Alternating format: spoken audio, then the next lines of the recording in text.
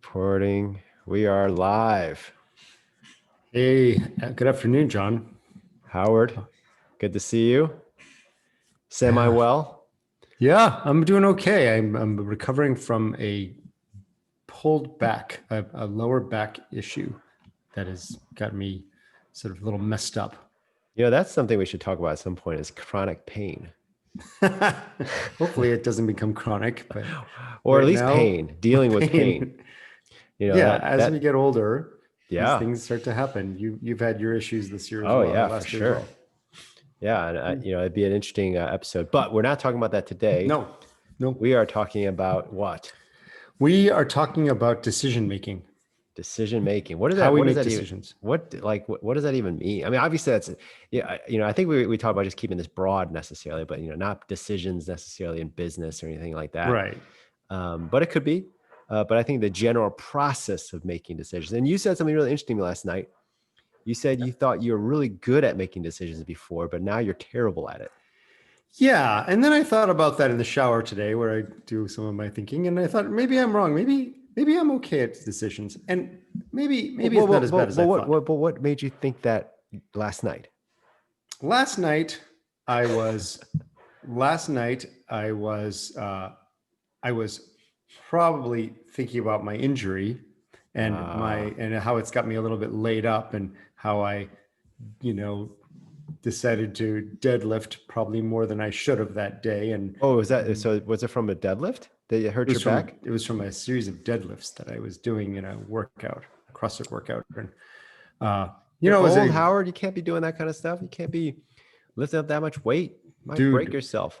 But that's not true, though. I don't agree with that. But yes, I think that it's all about form, and I sacrificed form and technique for speed and weight, and and you made a pounds. young man's mistake. I made the young man's mistake, which made me feel young for about a minute, but then It makes you feel older. So but anyway, but anyways, questioning, but that decision to do that, decision to, like, you make decisions all the time, all the time. Yeah.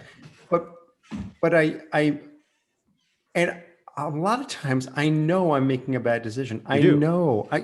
So you knew that when you're deadlifting, you knew you were making it. I knew it was too heavy. Why? Like what? So what made you go ahead with it? If you knew at that time. Yeah, I don't. Well, I think it has, because I do this a lot. I think it has. I'm competitive. I'm competitive, and I don't like to. I don't like to. Like if I like to, like, I'm not like a top athlete by any means, but I do like to kind of look around and make sure that I'm kind of like, your par at the level of everyone. The problem is that everyone else is half my age, so. So you should be doing half as much. So now looking at it, I'm just kidding about that. But I think that, so your ego, or, maybe pride, gets in the way, which maybe some people would call lizard brain, but I'm not sure if that's a part of lizard brain. It's maybe just part of the I think it probably is part of that. Stuff is not compartmentalized. I think you're right. I think there is something deep down that you're competitive. We all, everyone wants to win. That's the way we're wired, I believe. And but the truth is, it's something that it's very easy to make a decision to, in this case, to lift more weight than I should for that particular workout, and which was a very involved workout. And then I knew that when I got to the second round of doing the same thing, I knew that something had happened.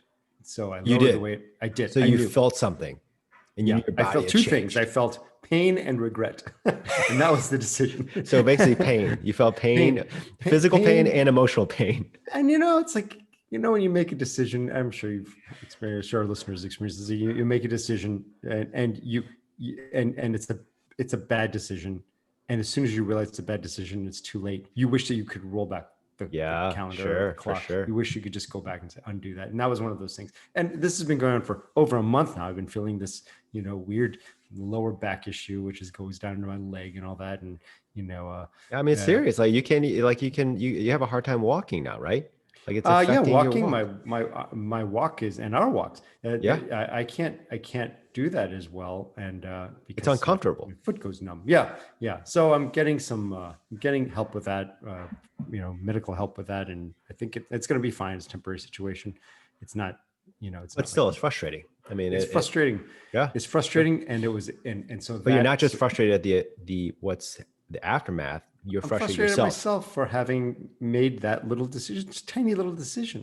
And you think about all the decisions we make throughout the day, and most of them are inconsequential. Most of them, but what's interesting, I wanted to jump right into this because it's kind of Oh, fresh in my mind. yeah, It's get in.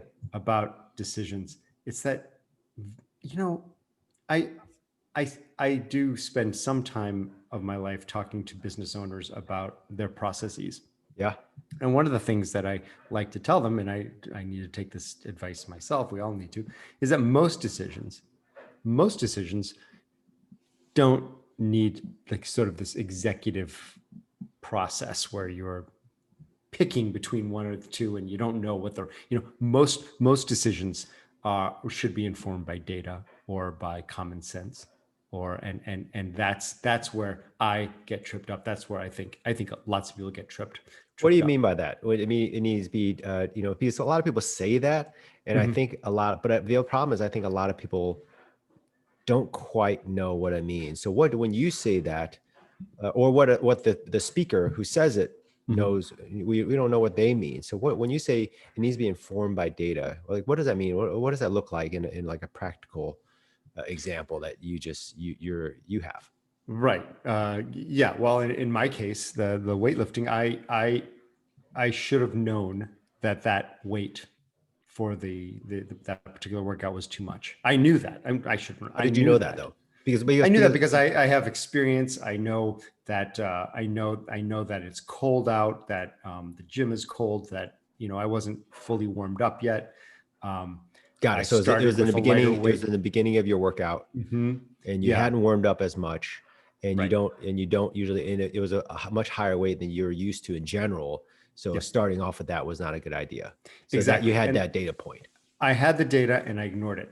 Got it. I ignored it, or I put it aside, or I thought, and the problem is that so often I do put that type of data aside, and it's fine. Why? Why do You you do know, that? I think that's, in a sense, that's kind of it. It's going to sound a little silly, maybe, but it's kind of maybe a way of growing. That's maybe the way you grow, as you do push the bounds. So pushing the bounds versus ignoring. What's the difference? When it works out, I push the bounds. When it didn't Yeah. work out, I ignored the data, and that's and that's and so When it works out, yeah.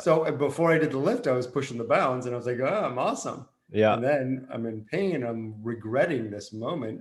Yeah. We talked about anxiety last week. Yeah. We talked about anxiety, and that's living in the future, and decision making, where our fear is regret, regretting that decision, and that's Yeah. living in the past. Yeah. And so I do spend a fair amount of time wishing, and I think you caught me. So to answer your question back from the years ago at the beginning of this podcast, I was having regret about my decision to do that. I was living in that. I was just living in that space, and I thought, oh, I'm a terrible decision maker. I'm everything that's bad that I feel right now is the Yeah. result of that So you momentary decision where it could have been pushing the bounds, but now it pivoted to, regret. yeah. So you said you do this often. What does that mean? Well, John, I think we all do it.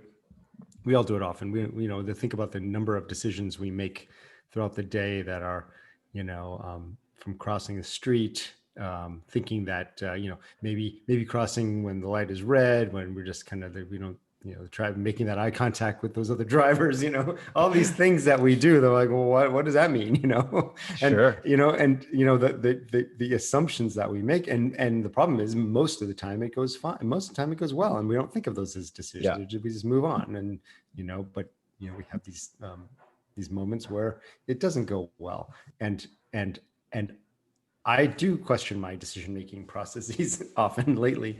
Yeah. Uh, and they can be as small as, you make a purchase, are you a good decision maker? Well, what's your Amazon.com return rate? What's the, how happy are you with your last 10 purchases? How happy are you with your last 10 experiences? I or did they live up to your expectations? Would you do that again? Is there regret? Is there buyer's remorse, or is there seller's remorse? Whatever the What situation. is a good decision? Like what does a good decision even mean? Wow. We've kind Yeah. of skipped over that, but I wonder, in general, like if we're going to try to keep this as general as possible, Mhm. how would you define a good decision? We're not even talking about the best decision, a great decision, just a good decision. Yeah, that's a good question, because a good decision, the best decisions are the ones where you imagine, before you make the decision, you are imagining potential outcomes given the different choices that you have, and you make a choice, and it it lives up to your positive expectation of Well, that could be a what bad happened. decision though, because some people have imaginations of what it's going to be, and they get there and they realize this sucks. Well, yeah, well, that would be a bad decision. It didn't work out well. Oh, a bad We idea. make most of the decisions we make, or we want to feel a certain way. We want Yeah, to yeah, feel yeah. a certain way. Every decision we want to, I want to, I'm hungry. I want to, what's going to make me feel the best way? I'm thirsty. What's going to make, and But is uh, that the criteria for a, a good decision? Is how it's going to make, if it's going to make me feel good? Because what if something that makes me feel good makes somebody else feel badly? well, then I guess that would make you feel badly. I mean, I, I look at, why do we do anything? Why do we do anything? No, no, It's to we could, feel yeah, good, yeah. I mean, it's painful to, discipline your children, but you have to do it. Does it make you feel good? In the long run, it's a long-term, yes, I feel good because I have, But helped so the few development. people make long-term decisions. We often make short-term decisions thinking that we're making long-term decisions, but really we're looking for the short term. But we would rather give our kid a phone to, get them to be quiet than Mm-hmm. actually do the work to get them to learn how to be more disciplined themselves so they can quiet themselves or become whatever, playing with a toy or learning how to read or Mm-hmm. whatever it is. That's what I find, at least. So that's what the statistics seems to say, is that Yeah. we typically uh, lean towards short-term decision making than long-term. So if that's the case, Mm-hmm. then it sounds like many of us, at least all of us, make bad decisions sometimes. Um, Yeah. but the question is we say bad decisions, but what does that even mean? Or at least, the inverse, what's a good decision? Because I think that obviously it's contextualized. So What's that the this is outcome? It's what is the outcome that you're imagining? What is going when you hand your child, your son, an iPad because you and Rachel are, having dinner, and you want to enjoy your dinner. I imagine that's often the case, from my observations with people with children. What are you trying to achieve? Are you trying to develop a child's mind, or are you trying to have build your relationship with your partner? sure. Those are the, obviously at that moment, you know you're assessing the damage that could be done to your relationship. You're assessing, okay, you're saying, well, my relationship with Rachel is going to be worse than Blaze's intellectual development, so Right. I'm going, because of this decision that I'm making Yeah. to give him the iPad, and I'm going to, so you're making a trade-off, Yeah. and there's opportunity cost here, but maybe the dinner table isn't the best place to, engage your child all the time, particularly when you're having a conversation with your partner. I don't know. Maybe I am a terrible decision maker, but No, I'm not saying that. I'm just saying what do I you sacrifice, you're making sacrifices, you're closing doors. yeah, I guess I'm just, my point is talking about defining what a good decision is that I think it's interesting that all of us have this idea of what a good decision is, Yeah. but then when it comes down to really crunching out that definition, I bet Mhm. you most of us can't actually define it. We have this because because I think we just haven't spent the time to actually, create a Yeah. paradigm for what a good decision really is. And of course it does. I would say it's, you know, depending on what situation, it'll change, of course. But having like some really bullet pointed, simple, concise framework for what a good decision is, I bet you, because I started asking when I'm asking you, I'm Mhm. asking, I'm thinking, what is my definition of good decision? You know, like, so Right. that's the thing, is that we are all carrying around in us this amorphous idea of what a good decision is. And the problem, I think, is that oftentimes when we have an outcome that goes poorly, we immediately attribute it to a bad decision. Yeah. But I don't know if that's true, because sometimes some of the bad things that have happened in my life often led later to something much better that I would have never expected. So right, because the decision isn't just it isn't it's the butterfly effect. You know, and Yes. you have this. You know, a decision has many different Yes. consequences, very few of which are intended. Hmm. You know, and you know, and so you're right. It does create opportunities. It closes doors. It opens doors. Yeah. Even Your small ones. your You know. pain could actually help you realize, wow, I'm so grateful for my ability to have movement. Yeah. Once it comes back like that, when I struggled with chronic pain for over a decade, I mean, it really formed my thinking, was like, it could be a lot worse. Yeah. Or thank God now I don't really have that chronic pain. And I do remember it scarred me very deeply. And now I'm like, wow, I live without pain. There are other things that, of course, Mhm. we have difficulties with, but Yeah. I mean, it's amazing. It feels amazing. So, again, what's a bad decision? Because I used to beat myself up about, whatever, because mine was based off an ankle injury. And I Mhm. was like, why was I such an idiot? Why did I do that, this, that, and the other So to, you like, did you do something yeah, specifically and yeah, injured yeah, your yeah, ankle? yeah. You And why didn't and I go to then the doctor? Because I thought it and was a then sprain. was it a fracture? Was it It was actually a some fracture instead of a the sprain. fracture? And I was like, oh, I didn't go to the And, doctor. And I and was you lived with pain for how long? over, probably 2 decades, 20 years. probably 20 years. That's Yeah, most like of my life, half your half my life, life. right? Yeah, half my life. That you at that time that you experienced that for 20. Yeah. Yeah, it was. I mean, it's a considerable amount of time, and it still, in some sense, affects my body now. Mhm. And I'm done. But I don't really beat myself up over it anymore. Mhm. But I remember when I did, and I would have said, "Wow, what a terrible decision." But now I look back, I go, you know, I think it really shaped and formed me into becoming a better person. I think, if I'm going to use my own religious language, like, God used it to shape me into a better person Mhm. through pain. Mhm. And it's often, it's not through good times we become better people. It's through bad times. So the Right. question now was that a bad decision? I still would frame it as a bad decision. I should have gone to the You doctor. wouldn't, right? You would have gone, had you do it again. You wouldn't be looking for Yeah. more enlightenment and hurt the Yeah, other ankle, right? exactly. That's not I'm not your gonna take a sledgehammer to my other ankle. right, because that's not for you. As No. as a man of faith, you don't take on that that role. That's Or any God's human role, being. right? Any human Right. being shouldn't want to do self-harm, like especially breaking your own ankle. Right. Don't pound yourself with a hammer because you want enlightenment. It's not. That's not the. Exactly. It's Exactly. But right. so just thinking about that kind of stuff, like, what does it mean to make a bad decision? I think Hmm. that yes, outcome is a portion of that. um, or making a good decision. Outcome is a part of that.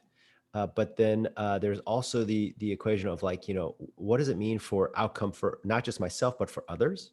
Yeah. Um, and then also, is there an intended goal? But then even behind that, is that intended goal a good goal? Like, there's like the question behind the question.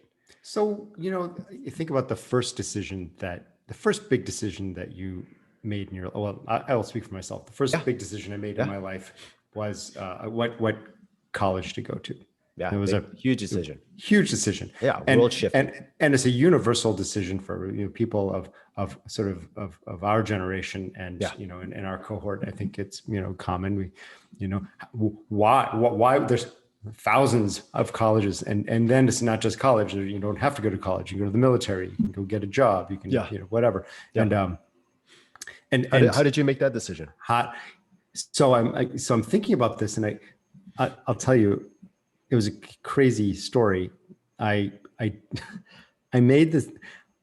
My dad asked me where I wanted to go to college, and the maybe the week before, I was in psychology class in high school, my senior Yeah. year, and it was the beginning of my senior year, and we were watching Brave New World, Ah, the movie Brave New yeah, World. We yeah. were watching as a class. It's Aldous Huxley, and it's kind of dystopian story. And there's a character named John Savage, and at the end, he's banished Great from name. the right, great name. He's banished, and they ask him where he wants to go for his punishment and to be banished. And he said someplace bleak. And I said to my dad, I'm no joke. I said, he goes, "Where do you want to call it?" And I said, "Someplace bleak." And I don't know why it just came out of my mouth. And a year later, I was in a field in Iowa, and I was and it was a great experience. But I was there for 1 year. I went to a little college called Cornell College in Iowa. Oh yeah. Yeah, a little one course at a time school. It was a Yeah. fine experience.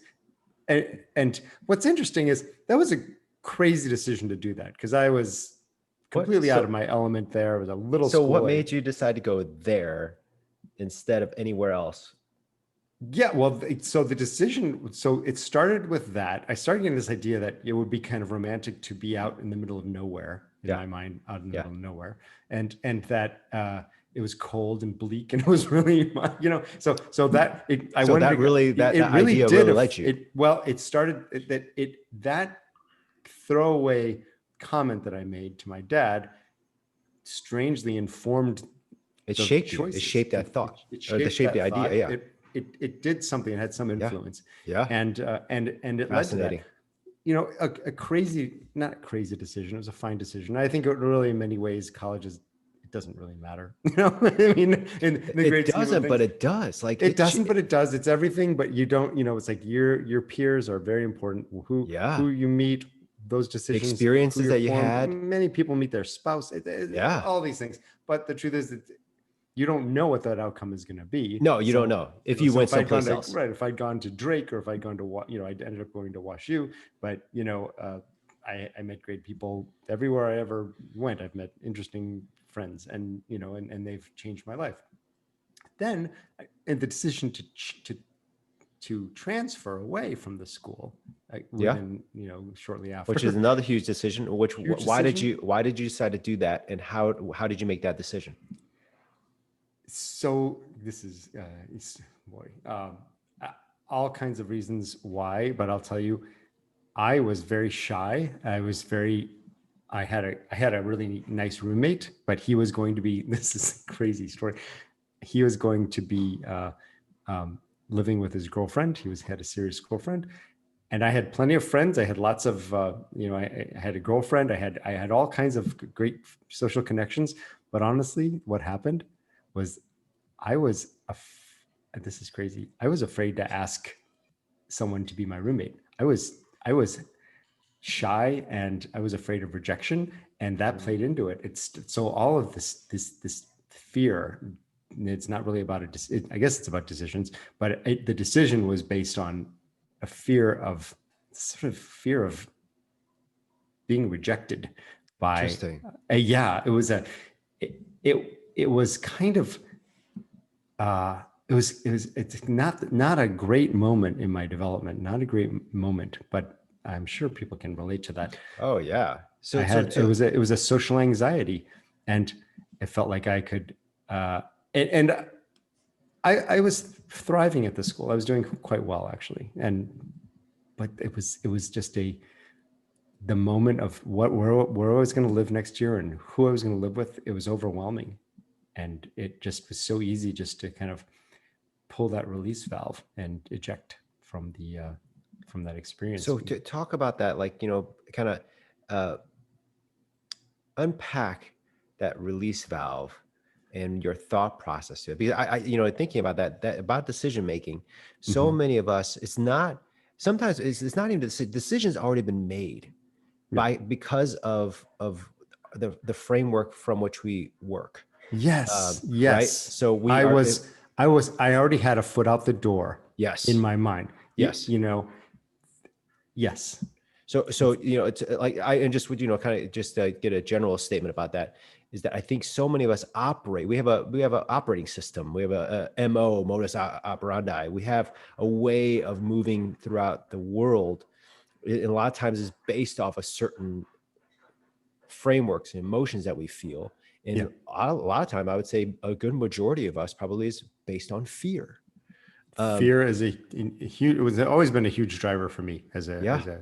in my personal decision making. And it's very easy to frame that. Oh, the school's too small. Oh, I think I need to have whatever. There are a million reasons. The truth is I was in a fine school. Whether the decision to go to someplace bleak landed me there, it didn't matter. It was a fine school. I would get a fine education there. And I had wonderful friends and great connections, but no doubt my fear, my social anxiety kept me from. So that was the reality of what's going on. I did to kind of jump on what you said earlier. I chose to avoid the pain and went somewhere else. And it was, I think it was then the transferring, I think is what as good as WashU was for me. I don't think it was a good decision. Why? I just look at all the evidence. Like last week, we talked about that I started having these anxiety attacks. We talked about this anxiety. I wrote about it in the blog. I had these this anxiety problem that started happening the following year, my sophomore year, right when I had landed at WashU after transferring. Yeah. And it was, and I think maybe that had to do with regret. Maybe that had to do with knowing that I'd left good friends. I had a good thing in Iowa, and I let it go for fear.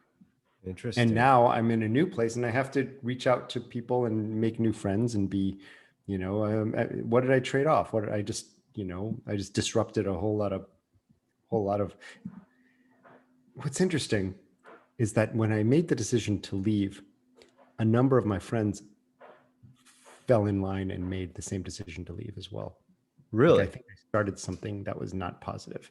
And wow. And there were at least 3 people who left. Like one close friend decided after I decided to leave, and then someone else in our group decided, and then someone else. And all of a sudden, all the people that I was close with seemed to be leaving for no good reason. So you feel like we're definitely obviously very social creatures, and we're influenced by each other's actions. So you feel like you might have created some kind of chain reaction by your initial initial decision.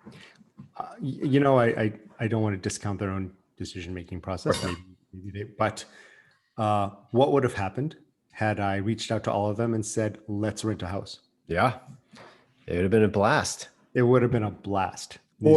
Or it could have been terrible. Maybe it could have been terrible. Yeah. But,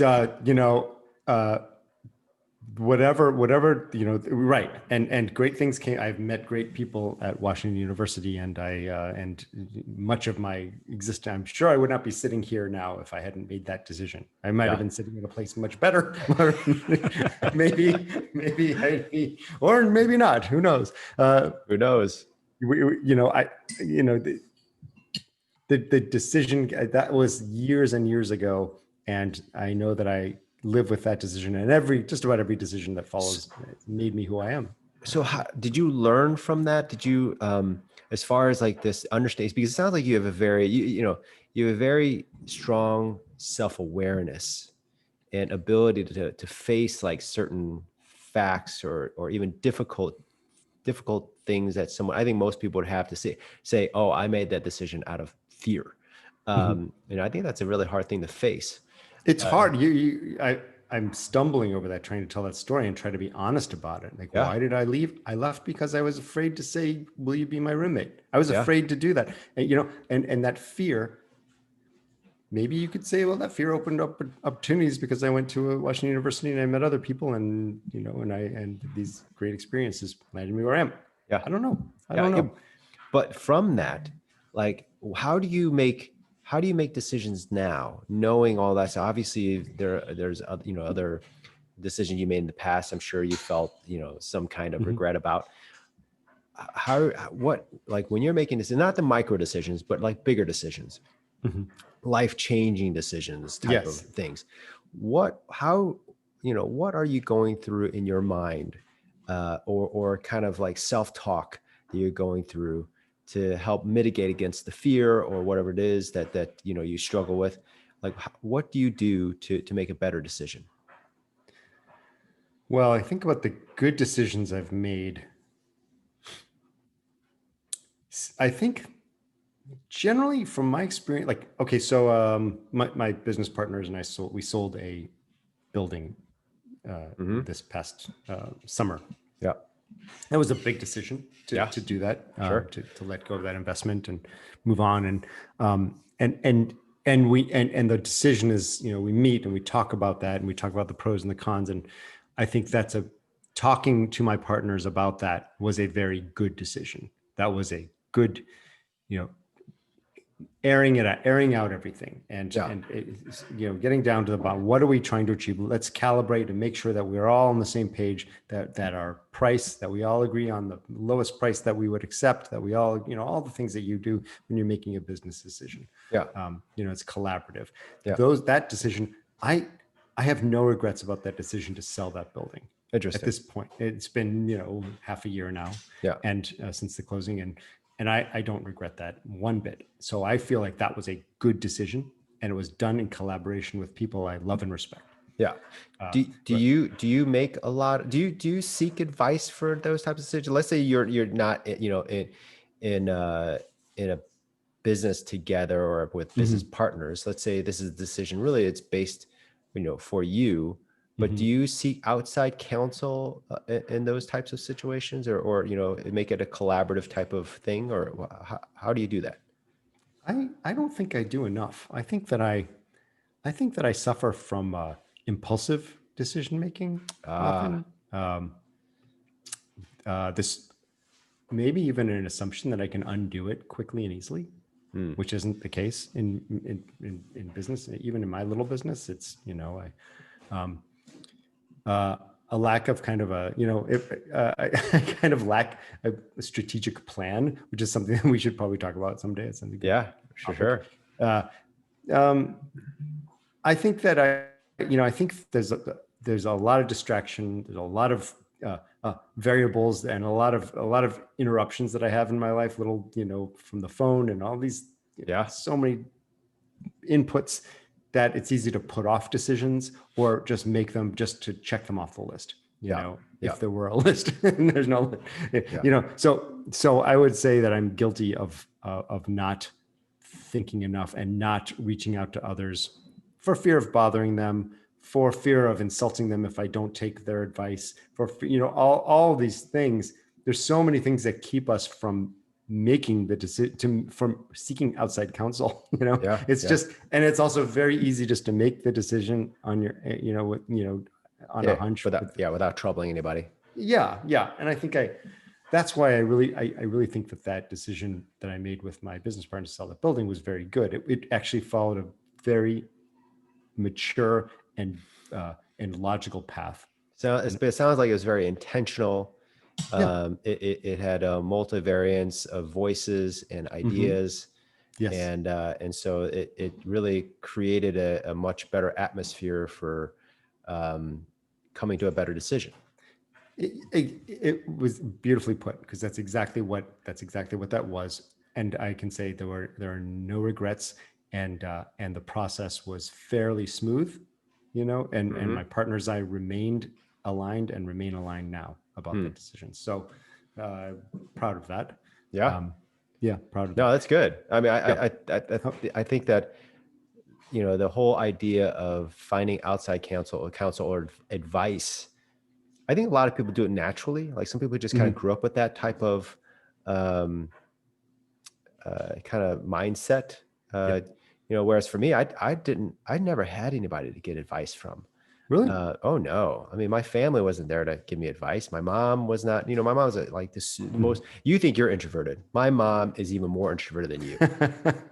Like that. I mean, that's the type of person she's, she She's an is an excellent cook. excellent cook. And in a way, I mean, she's very nurturing in some ways, but in Mhm. other ways, she's just not. And so I never, in my house was a very quiet house.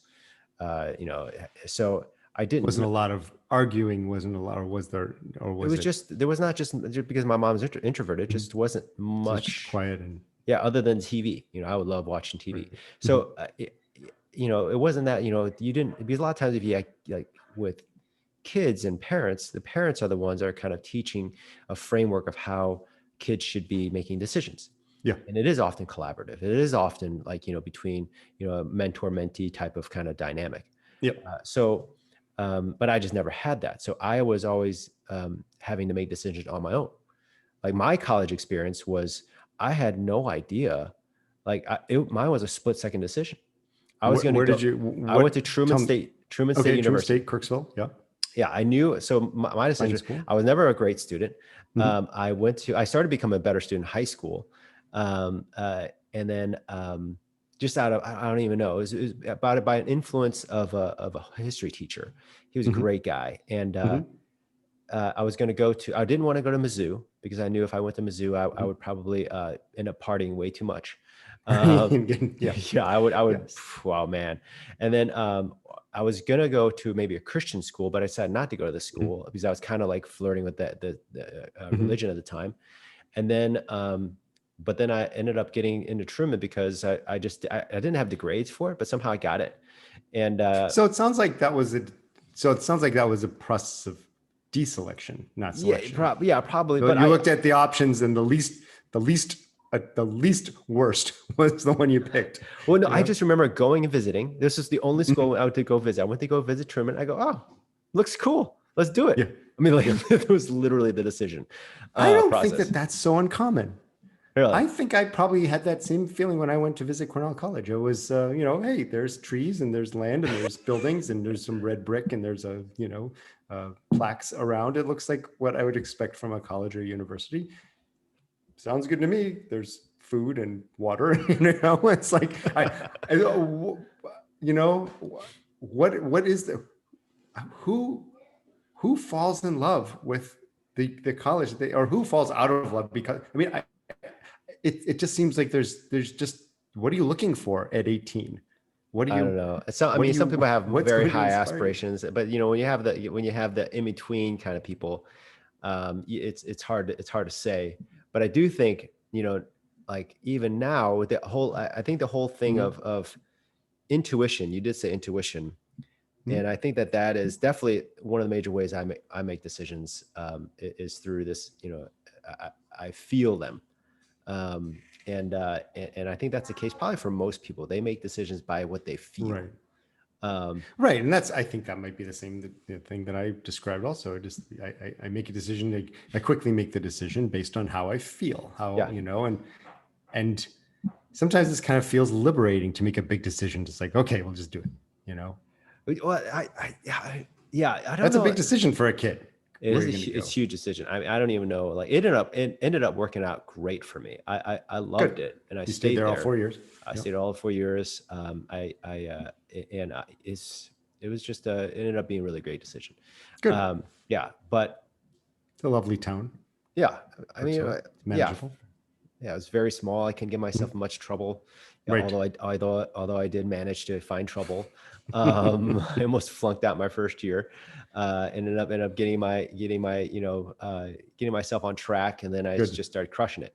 But Great. you know, it was a journey, and so then now I think that with decision making, um, so I think especially when you're older, Mhm.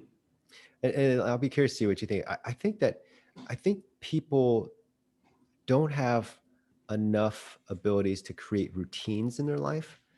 And I think that because now I try to take away as many decisions as I can, make them automatic. Yeah. And so I have my life scheduled into certain pockets of what I'm going to do. And I All right. know almost exactly what I'm going to do almost every single day. They ask me, hey, how are you doing? I mean, my day is pretty much, or the week is pretty much the same. I have this rhythm and these are things I do. Yeah. I don't have many decisions. I do this at a certain time. So you eliminate a lot of this executive function and you just kind of turn those things into routine. Like, you know, like people say, well, Steve Jobs always wore the same thing Yeah. every day. So one less decision he had to make. Why waste your executive functions on Why what you're waste going to it? wear? Yeah. I love that. So tell This me what hoodie is what the I'm hoodie, wearing every day. great t-shirt, You know, pretty much a every day. great t-shirt. Yep. Yeah, Yep. I don't have much in my wardrobe. I don't Hmm. have much. I wear the same thing every day. I eat pretty much the same thing every day, Hmm. except on the weekends. And I have these times where I exercise. I have these times when I read. I can Hmm. change what I'm reading or whatever it is. I have these newsletters I like to read. I have, you know, Hmm. all these things that what I'm ingesting, and then what I'm Hmm. actually, you know, putting out in the world, creating. Yeah. I have a certain time when I write, Yeah. a certain time when I'm podcasting, Yep. you know, and Yep. then Yep. sometimes I have some free times in the afternoon, like well, whatever I'm Hmm. going to do. And then I have times of exercise. All that stuff is programmed in. And so every Hmm. single day, every single week, for the most part, I'm doing the same thing. But for example, this weekend, I was thinking about going to New York. Yeah. And it's a buddy of mine. He's moving out to Australia, and he was like, you know, he's having this barbecue, and he's like, hey, you know, if you can come. And I thinking about what should I go, blah blah blah, and then you COVID, know, all those things. Yeah. yeah, Right. pandemic, you know, Hmm. 30 hours, you know, all that of Yeah. driving, you know, so all that stuff. And then eventually I Oh, said, driving.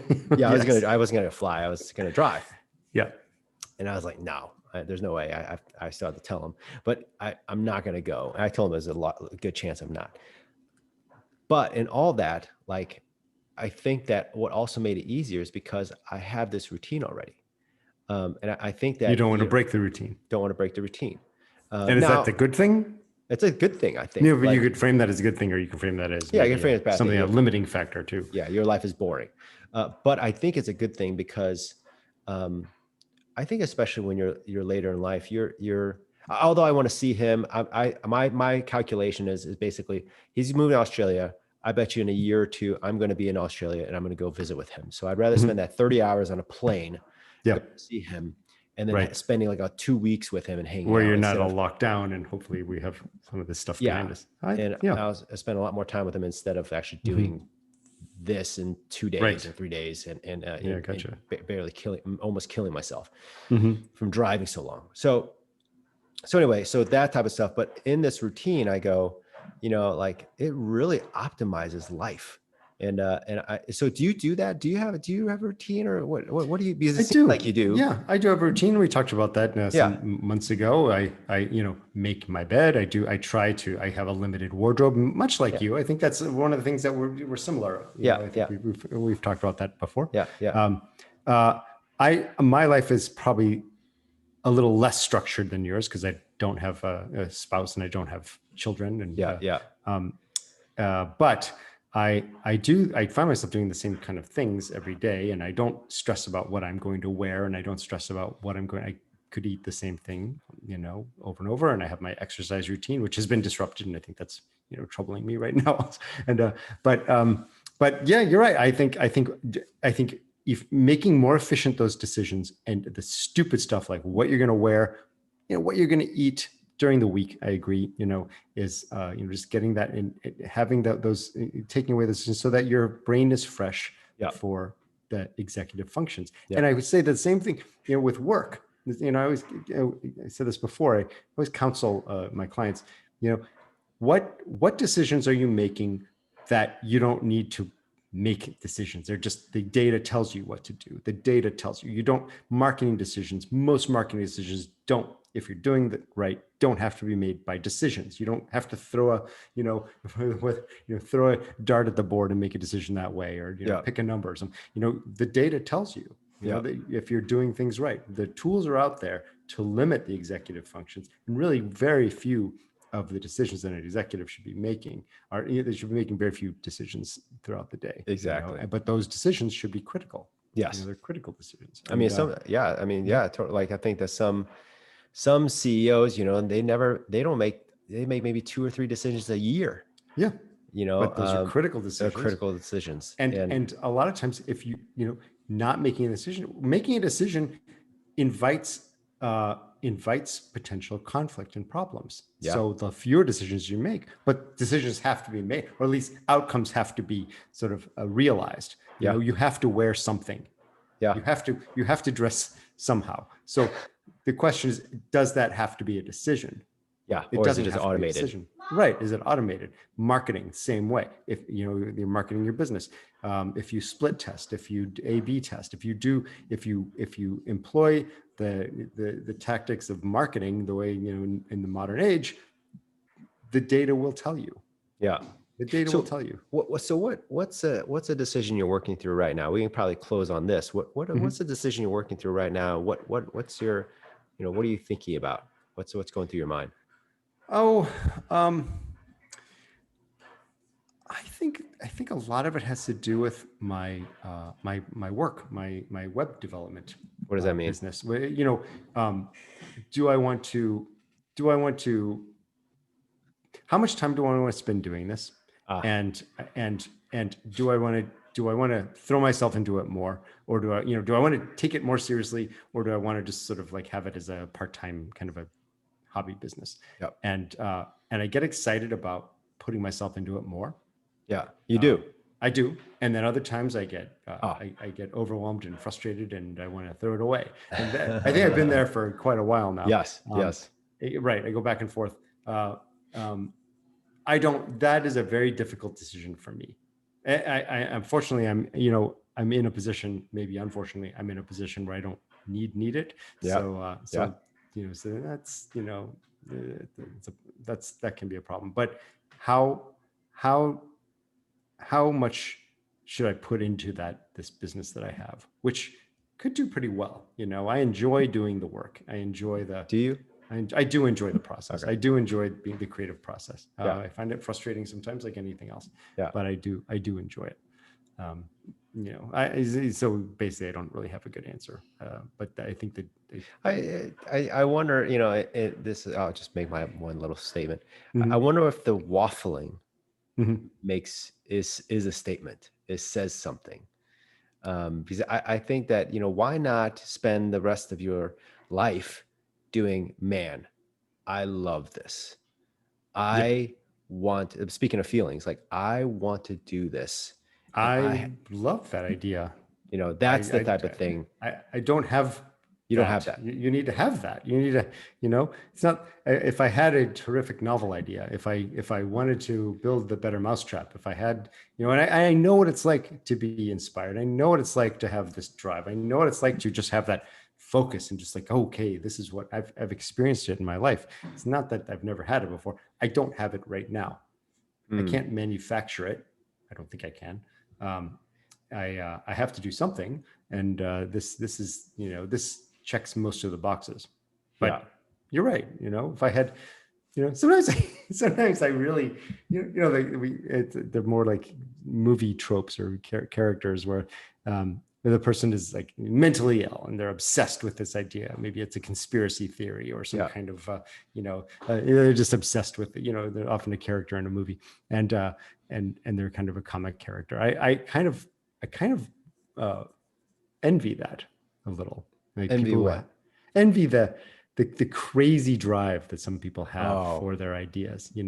Whether they're Steve perennial Jobs kind of, or people like they become obsessed. they become obsessed with something that seems crazy, and they have this. They wake up. They have this purpose. And Yeah, and that to me, I love that feeling. I don't have that right now. Do you have that?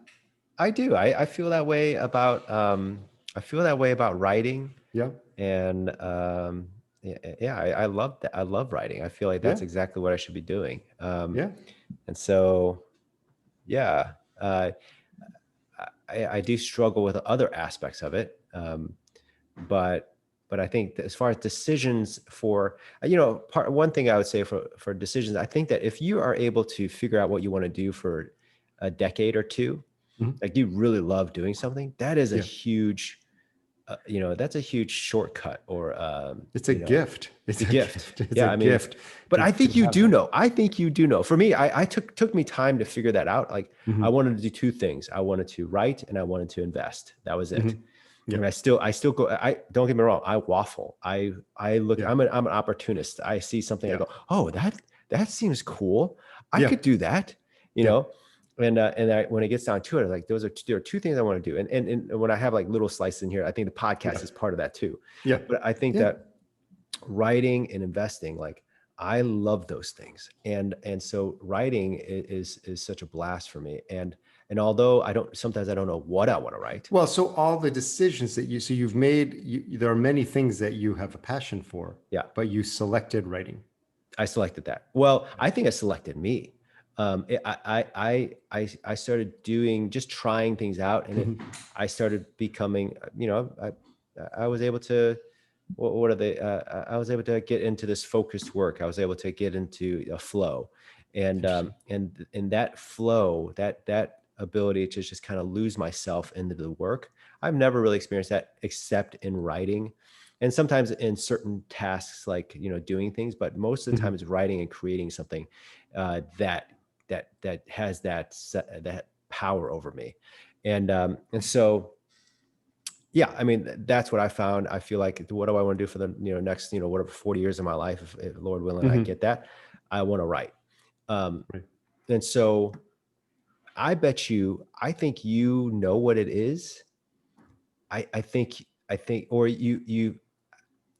I don't think you've tried enough things to actually Interesting. do it. Like we've talked about, I It's think funny because I think people will look at me and they think you've done a lot of things, and I've I don't done think many you've things. really, I think you have done many things for sure. Well, I think that's a yeah, that's something we should talk about. That is, Talk about, that's a whole nother thing. There's a whole other thing, but the decision to write selected you. It decided Selected me, writing, but it was decided. through experimentation.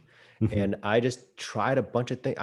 When I was burning out basically in my work in my company, and I was depressed. I think that's what it was. And I just started trying things, doing things, and writing just happened to be one of them. And I really Yeah. sucked. And then I really started going like trying it some more, and it just I selected me. Yeah. I And just saw one of your posts you just wrote for your business today. oh yeah, Just yeah, landed in I my just sent it inbox. out. I I- just got it. I have to check it out. And I think that's what people need to do is like, I don't know what it is. It could be anything for you, but that experimentation is a huge part of that.